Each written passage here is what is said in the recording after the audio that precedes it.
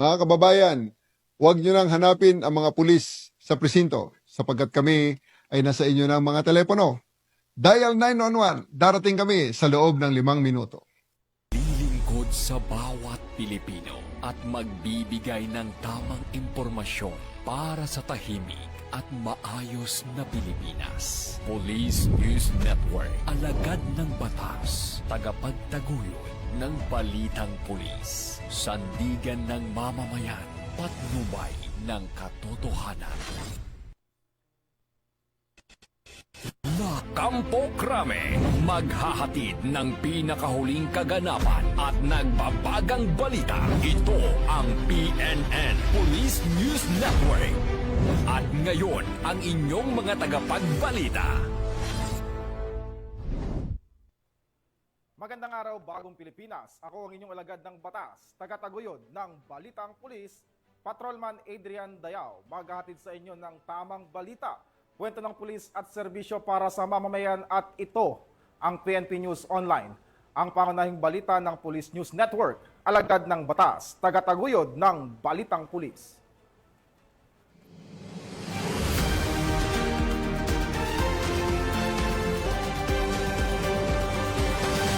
Narito ang mga balitang dapat nyong abangan.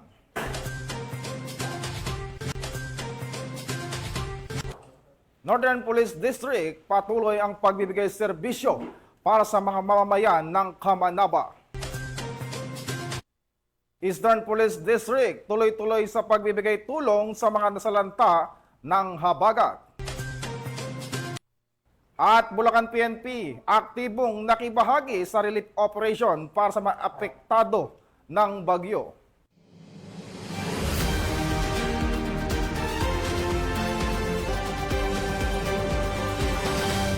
Narito ang mga balitang hatid ng ating PNN correspondents mula sa iba't ibang panig ng bansa.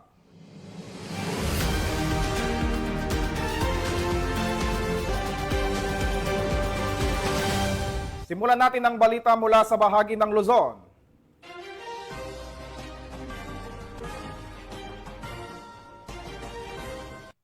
Ating unang balita, sa gitna ng patuloy na pagulan at pagbaha, dulot ng habagat, hindi tumitigil ang Eastern Police District sa pagbibigay ng tulong at suporta sa mga apektadong residente sa kanilang nasasakupan.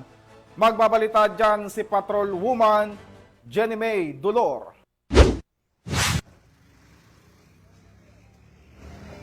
Patuloy pa rin ang pagtulong ng ating mga kapulisan katuwang ang lokal na pamahalaan sa lungsod ng Pasig, Mandaluyong, Marikina at San Juan at iba pang mga sangay ng gobyerno sa pagsasagawa ng relief operation para sa mga kababayan nating naapektuhan ng baha, dala nga ng southwest monsoon o habagat, lalo na sa mga kababayan natin na nasa mga evacuation center. Sa ngayon, unti-unti nang humuhupa ang baha at bumaba na rin ang tubig sa Marikina River. Mula 3rd alarm noong Martes, bumaba na ito sa 1st alarm. Subalit patuloy pa rin ang pagbabantay sa lagay ng panahon dahil sa pabugso-bugsong ulan na posibleng magpapataas ulit ng mga tubig sa ilog. Ang ating mga kapulisan naman dito sa buong Metro East ay patuloy sa pagsasagawa ng seguridad. Ang iba tumulong na rin sa pagsasagawa ng clearing operation sa mga lugar sa Marikina upang matanggal ang mga basura na naanod ng baha na posibleng maging dahilan sa pagbara ng mga kanal. Magkakaasa ang mamamayan na ang ating mga kapulisan ay makikiisa sa pagsasagawa ng clearing operation at paglilinis sa mga lugar na apektado dito sa buong Metro East. Hangad ng Eastern Police District ang kaligtasan ng bawat mamamayan. Ako po ang inyong Police News Network correspondent, Patrol Woman Jenny Dolor, alagad ng batas, tagataguyod ng balitang pulis. Maraming salamat sa iyo, Patrol Woman Dolor. Hindi alintana ang panahon at hamon ng kalamidad. Patuloy ang Northern Police District sa pagbibigay ng serbisyo at tulong para sa mga mamamayan ng Kamanaba. Nakatutok dyan si Patroluman Glazel Ann Esperanza.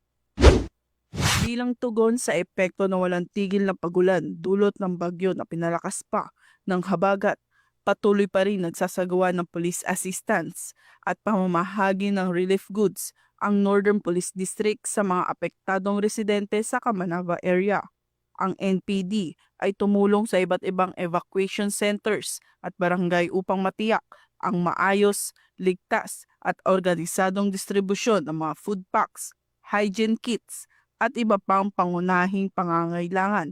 Kasabay nito, nagsilbi rin silang seguridad sa mga lugar na pinuntahan at katuwang ng mga lokal na pamahalaan at emergency response team sa pagpapatupad ng relief operation. Tuloy-tuloy ang pagbibigay ng tulong ng ating kapulisan bilang bahagi ng kanilang tungkuling maglingkod at magprotekta sa taong bayan. Sa kabila ng panganib at hirap na dulot ng masamang panahon, hindi nag-aatubiling magpakita ng dedikasyon at malasakit ang mga tauhan ng Northern Police District upang matiyak ang kaligtasan at kapakanan ng bawat mamamayan. Isa itong patunay na ang puso ng serbisyo ng kapulisan ay tunay na para sa bayan. Handa silang tumugon, umalalay at magbantay sa oras ng pangangailangan. Mula rito sa Northern Police District, ako po ang inyong PNN correspondent, Patrolwoman Glycelan Esperanza, alagad ng batas, tagataguyod ng Balitang Pulis. Maraming salamat sa iyo, Patrolwoman Esperanza. Walang tigil ang Kalasyaw PNP sa pagkasagawa ng search and rescue operations sa gitna ng matinding baha upang mailigtas ang mga residenteng nangangailangan ng tulong. Nakibalita dyan si Police Corporal Joanna Marie de los Santos. Patuloy ang isinasagawang search and rescue operations ng mga tauhan ng Kalasyaw Municipal Police Station sa mga lubog sa bahang barangay sa kanilang bayan bunsod ng walang tigil na pag-ulan dulot ng bagyong Krising at Habagat. Sa ulat ng lokal na pamahalaan, ilang kabahayan ang nalubog sa tubig baha dahilan upang maraming residente ang kinakailangang ilikas sa mas mataas at ligtas na lugar. Agad namang rumisponde ang mga otoridad matapos makatanggap ng tawag mula sa mga apektadong barangay. Ayon kay Police Lieutenant Colonel Ferdinand S. Lopez, Chief of Police, nasa 300 residente na ang kanilang mga nailikas sa mga evacuation centers, kabilang ang mga bata at matatanda. Aniya pa, wala pang naiuulat sa kanilang himpilan ng mga nawawala o namatay dahil sa kalamidad. Sa kasalukuyan, nasa state of calamity na ang naturang bayan at 21 sa 24 na barangay ng Kalasyaw ang apektado sa malawakang pagbaha. Naitala rin ng Pangasinan River System Monitoring na nasa above critical level na ang Marusay River, samantala patuloy na sinusuyod ng mga pulis at LGU sa pangunguna ni Mayor Patrick A. Karamat ang mga liblib na bahagi ng bayan upang masigurong ligtas ang lahat. Tayo po ay inikot po ngayon po sa mga barangay na mga baha. Kasama po natin ang ating buting Mayor, Honorable Patrick Agustin Karamat, Mayor Karamat, and lahat po ng mga membro ng Sangguniang Bayan para mamonitor po natin ang level ng tubig na dumadaloy sa bayan ng Kalasyaw. Pinapayuhan rin ang mga residente na manatiling mapagmatsyag, alerto at laging handa sa anumang oras, lalo na sa gitna ng patuloy na banta ng panahon. Mula dito sa Ilocos Region, ako ang inyong PNN correspondent, Police Corporal Joanna Marie de los Santos, alagad ng batas, tagataguyod ng Balitang Pulis. Maraming salamat sa iyo, Corporal de los Santos. Bilang paghahanda sa posibleng epekto ng sama ng panahon, patuloy na naka-alerto ang Batanes Police Provincial Office upang tiyakin ang kaligtasan ng mga residente sa Lawigan. Ang report mula kay Patrolwoman Richelle Ledesma. Tuloy ang pagbabantay at naka-alerto ang Batanes Police Provincial Office upang tumugon sa anumang insidenteng dulot ng kalamidad, katuwang ang mga ahensyang lokal sa pasisigurong ligtas at maayos ang daloy ng serbisyo sa mga mamamayan sa lalawigan ng Batanes.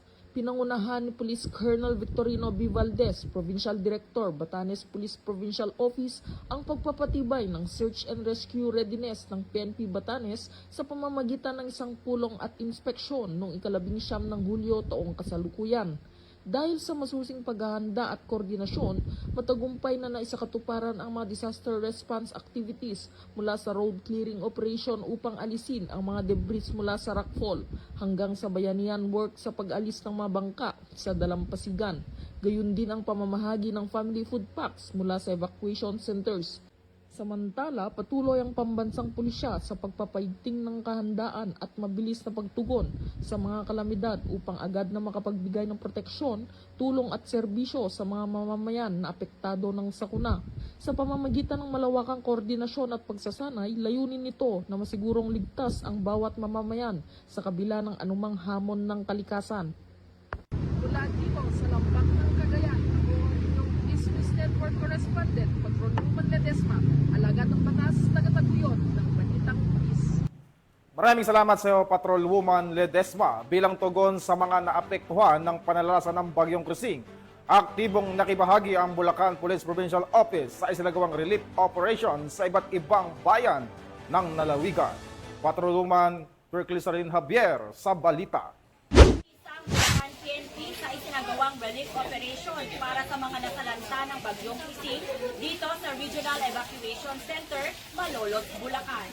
Pinasimulan ng mga lokal na pamahalaan ng lalawigan ang naturang relief operation, katuwang ang mga kapulisan ng Bulacan sa pamumuno ni Police Colonel Angel L. Garciliano, Acting Provincial Director ng Bulacan Police Provincial Office, kasama ang iba't ibang ahensya, advocacy support groups at non-government organization. Yung mga itinapak po namin dito ay dadalhin po din sa pinaka-apektadong barangay. Dahil hindi naman po lahat siyempre makaprotector, pero unahin po natin yung talagang may tunay na pangangailangan. Tulong-tulong ang bawat isa sa repacking at pamamahagi ng mga food packs upang matiyak na maihatid ang mga ito sa bawat barangay na lubhang naapektuhan ng bagyo. Ang layunin na po dito ay matulungan po yung ating mga kababayan na nasalanta po at lubusang naapektuhan, mga hindi pinakalakas ng bahay. At po talaga mga nasa laylayan ng ating buhay. Sa kabila ng mga hamon, patuloy na ipinamalas ng Bulacan PNP ang kanilang matatag na dedikasyon sa paglilingkod sa bayan, lalo na sa mga panahong higit silang kinakailangan. Ang kanilang aktibong pakikilahok sa mga relief operations hanggang sa pamamahagi ng mga pangunahing pangangailangan ay patunay lamang ng malasakit at bayanihan. Sa gitna ng kalamidad, ang kapulisan ay nagsisilbing haligi ng pag-asa at simbolo ng pagkakaisa para sa sambayanang Pilipino. Mula dito sa Malolos, Bulacan, ako ang inyong PNN correspondent, Patrolwoman Perclisarin Javier, alagad ng batas, tagataguyod ng Balitang Pulis. Maraming salamat sa iyo, Patrolwoman Javier. Nanguna ang Mamburao Municipal Police Station sa pagsasagawa ng preemptive evacuation para sa mga residente ng nasa high-risk areas sa Mamburao Occidental, Mindoro bilang bahagi ng kanilang handaan sa sakuna. Patrolwoman Desiree Padilla sa report. Gitna ng panalasa ng Bagyong Dante, agad na kumilos ang mga tauhan ng Mamburao Municipal Police Station sa pangunguna ni Police Major Teofilo Sifistin III, katuwang ang Municipal Disaster Risk Reduction and Management Office, upang isagawang preemptive evacuation sa mga residenteng apektado ng matinding pagbaha sa iba't ibang barangay noong ika-23 ng Hulyo taong kasalukuyan.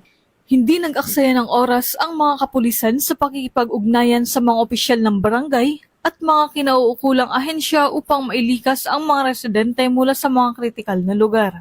Ang mabilis na pagtugon ng mga otoridad ay naging susi sa ligtas na paglikas ng mga apektadong pamilya. Ang operasyon ay nasikatuparan sa bisa ng koordinadong pagtutulungan ng iba't ibang ahensya gaya ng PDRRMO Occidental Mindoro, BFP Mamburao Fire Station, 76 Infantry Battalion Philippine Army, Philippine Coast Guard, 2nd Company PMFC, barangay officials, mga volunteer mula sa komunidad, at iba pa.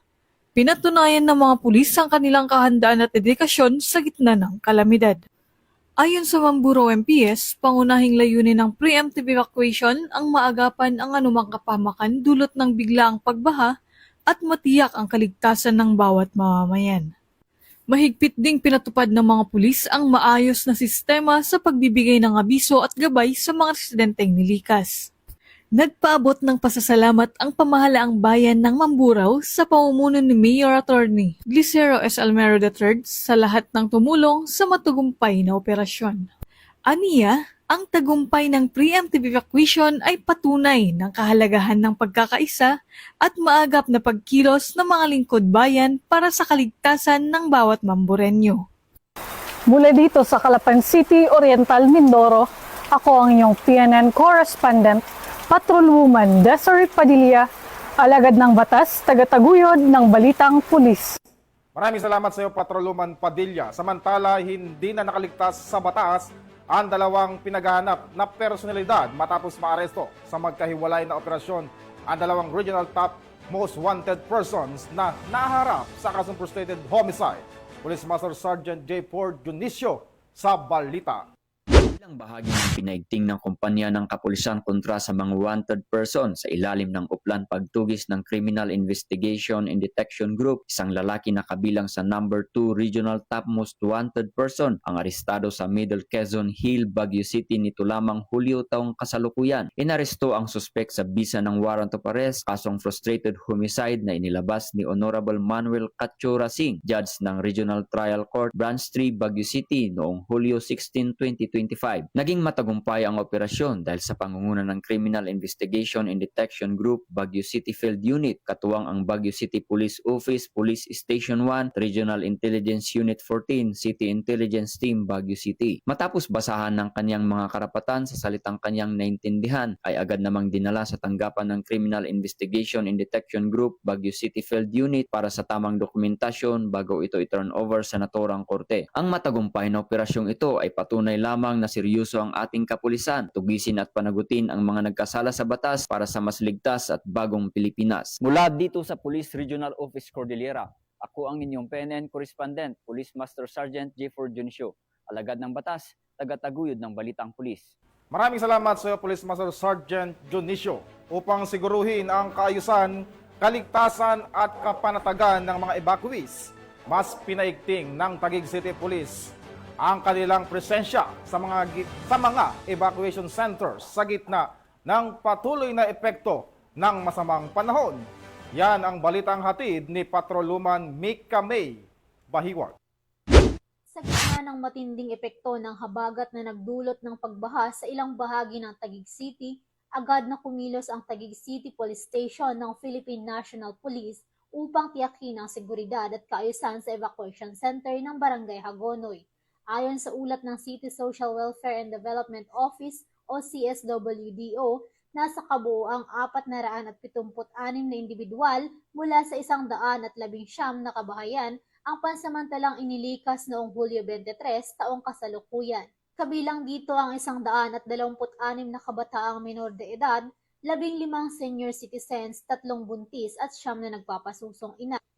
Bilang isa sa mga ahensya na nagpapatupad ng kaayusan at kapayapaan, kami rin ay nakikiisa sa pagpapatupad ng kaligtasan sa panahon ng sakuna. Kagaya ngayon, ang aming search and rescue personnel ay na-deploy na rin sa mga evacuation centers. At kami rin ay nakaantabay dito in case po na may tawag po ng tulong ay agad po kaming makapag-respond. Bilang tugon, agad na nagpadala ng mga tauhan ng Taguig PNP sa pangunguna ng kanilang hepe upang magpatrolya, magbantay at tumulong sa pamamahala ng evacuation site. Mahigpit ang kanilang pagbabantay, lalo na sa mga kabilang sa vulnerable sectors gaya ng persons with disabilities o PWDs, mga kabataan at kababaihan. Ang ginagawa po na paghahanda ng City of Taguig tuwing idarating na bagyo ay katulad po ng pag-activate po ng ating mga evacuation centers, pag-activate din po ng ating mga response teams through CDRMO. At nandyan din po yung patuloy po natin na pag-warning o patuloy na paalala sa mga residente po natin, lalo na doon po sa may mga flood-prone area. Nananatiling nakaalerto ang kapulisan laban sa anumang banta ng pananamantala, kaguluhan o biglaang insidente habang patuloy ang monitoring sa lagay ng panahon at antas ng tubig sa mga kritikal na lugar. Ang pagkilos na ito ay pagpapakita ng malasakit at aktibong serbisyo publiko ng PNP sa layuning mapangalagaan ang kapakanan ng bawat mamamayan sa gitna ng sakuna. Mula dito sa Hagonoy Sports Complex, Taguig City, ako po ang inyong PNN correspondent, Patrolwoman Mika May Bahiwag, alagad ng batas, tagataguyod ng Balitang Pulis. Maraming salamat sa iyo, Patrolwoman Bahiwag. Tunghayin naman natin ang mga balita mula sa Visayas.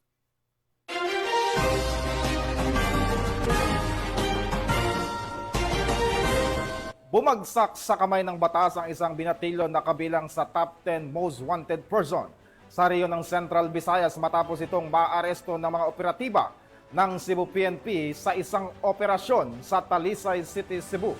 Yan ang tinutukan ni Patrolwoman Flora May Azares. Hawak ng kapulisan ng Cebu ang binatilyong top 10 most wanted person ng buong Central Visayas na may kasong rape matapos masakote ng mga otoridad sa Sentro Barangay Puok City of Talisay, Cebu noong ika-22 ng Hulyo ng taong kasulukuyan. Kinilala ni Police Lieutenant Colonel Brian O'Neil C. Salvacion, Chief ng Provincial Intelligence Unit, Provincial Drug Enforcement Unit, Cebu Police Provincial Office. Ang suspect na si alias Japet, 18 anyos, na residente ng Purok Tambis, Barangay Puok, Talisay City, Cebu. Ayon sa ulat ng pulisya, bandang alas 10:15 ng gabi, nang tuluyang mapasakamay ng mga otoridad ang suspect sa bisa ng warrant of arrest para sa kasong rape of minor sa ilalim ng Article 266A Paragraph 1D ng Revised Penal Code na inisyo ni Honorable Romeo Abelio Reyes, Presiding Judge ng FC 7th Judicial Region Branch 7 City of Talisay, Cebu, na walang rekomendadong piyansa. Kasulukuyang nasa kustodiya ng City of Talisay PS Custodial Facility ang suspect para sa dokumentasyon at tamang disposisyon.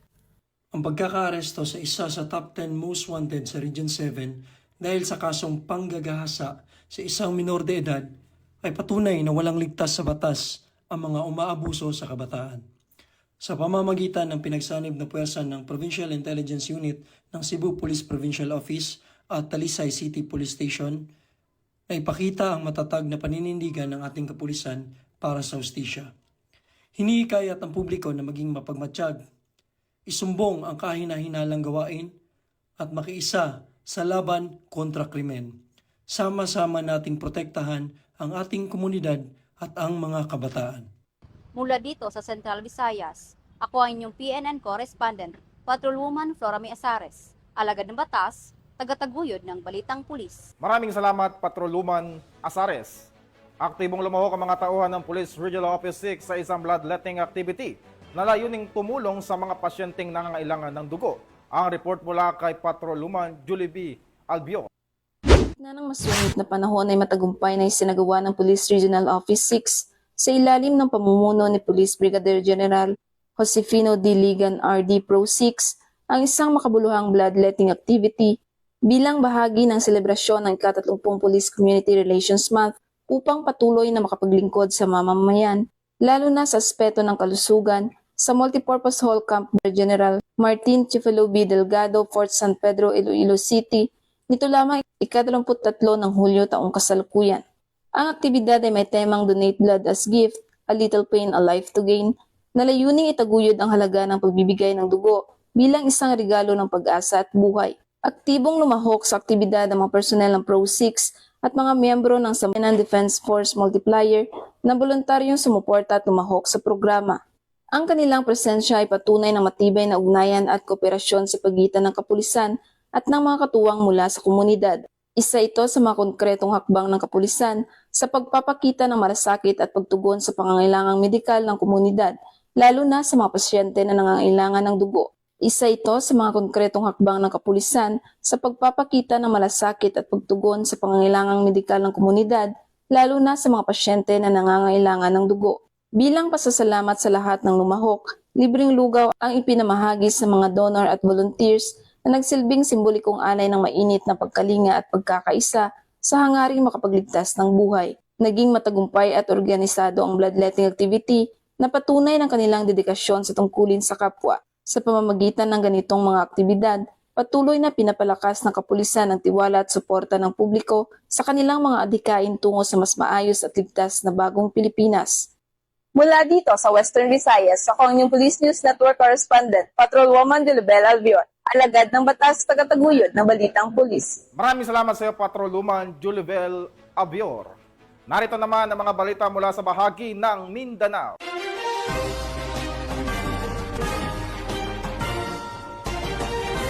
Isang street-level individual ang nasakote ng mga otoridad sa ikinasang drug bypass operation sa Osamis City, Misamis Occidental bilang bahagi ng pinaigting na kampanya kontra illegal na droga. Patrolwoman Sara Bim Batomalaki sa ulat.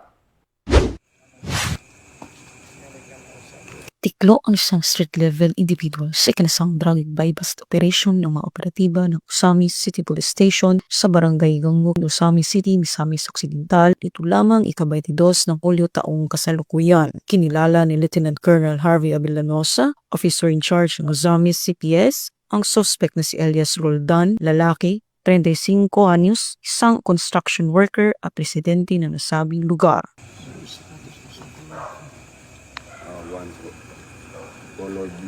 Sa ikinasang drug buy-bust operation ng mga operatiba ng Osamis City Police Station ay nasamsam ang mga pakete ng hininalang shabu, isang 500 peso bill na ginamit bilang buy-bust money at iba pang mga non-drug items. Ang suspect ay naharap sa kasong paglabag sa RA 9165 o Comprehensive Dangerous Drugs Act of 2002.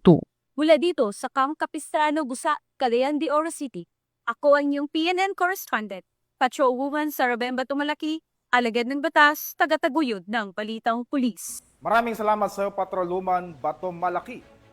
Kulungan ang bagsak ng 2 drug personalities matapos silang maaresto sa ikinasang buy-bust operation ng mga otoridad sa Davao City.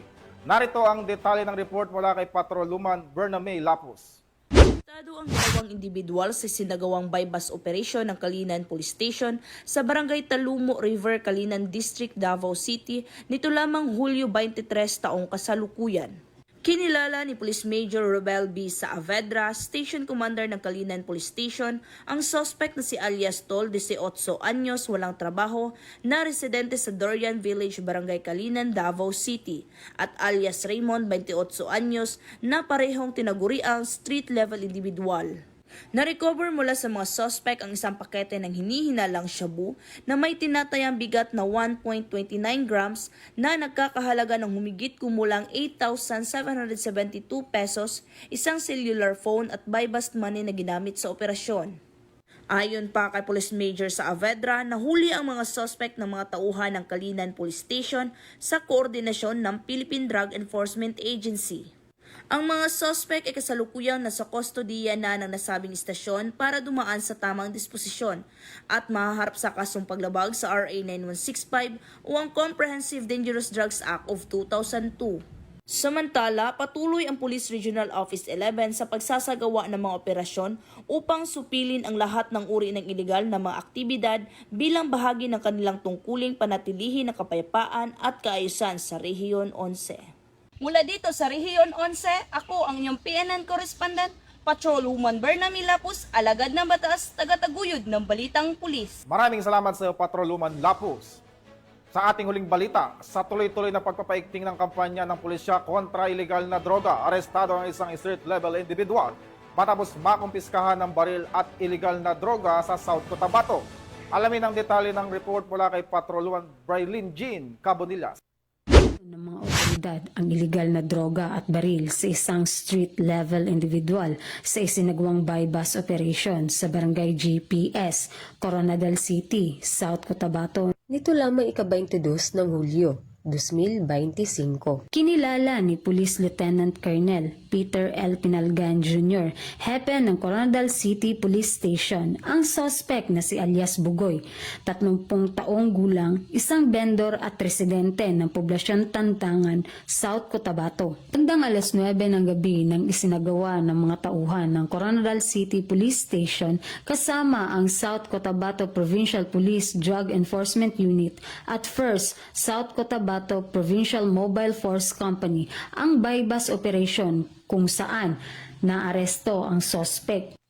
Nakuha sa kanyang pag-iingat ang 3 sachet na hinihinalang shabu na may timbang na mahigit kumulang 3 gramo at nagkakahalaga ng 20,400 at isang pistol na may kasamang isang bala. Nasa kustodiya na ng Coronadal City Police Station ang suspect at mahaharap sa kasong paglabag sa RA 9165 at RA 10591. Patuloy ang pagpapaigting ng kapulisan sa kampanya kontra ilegal na droga at loose firearms. Mula dito sa Police Regional Office 12, ako po ang inyong PNN correspondent, Patrolwoman Braylin Jean Cabonilas, alagad ng batas, tagataguyod ng Balitang Pulis. Maraming salamat sa iyo, Patrolwoman Cabonilas. At yan po ang mga balitang nakalap ng ating PNN correspondents mula Luzon, Visayas at Mindanao. At sa ngalan ng pamunuan ng Philippine National Police sa pangunguna ni Chief PNP Police General Nicolas Torre III at sa pamumuno ni President Ferdinand Bongbong Marcos Jr., kami maglilingkod sa bawat Pilipino at magbibigay ng tama at balanseng balita. At sa mga mahal nating mga kababayan, huwag na kayong maghanap ng pulis sa presinto sapagkat kami po ay nasa inyo ng mga telepono. Tumawag sa 911, darating kami sa loob ng 5 minuto. Dahil sa bagong Pilipinas, ang gusto ng pulis, ligtas ka. Mula rito sa tanggapan ng tagapag-ugnay ng Pambansang Pulisya, ako ang inyong alagad ng batas, tagataguyod ng Balitang Pulis. Ako po si Patrolman Adrian Dayao. Maghahatid ng tamang balita, kwento ng pulis at serbisyo para sa mamamayan at ito ang PNP News Online, ang pangunahing balita ng Police News Network.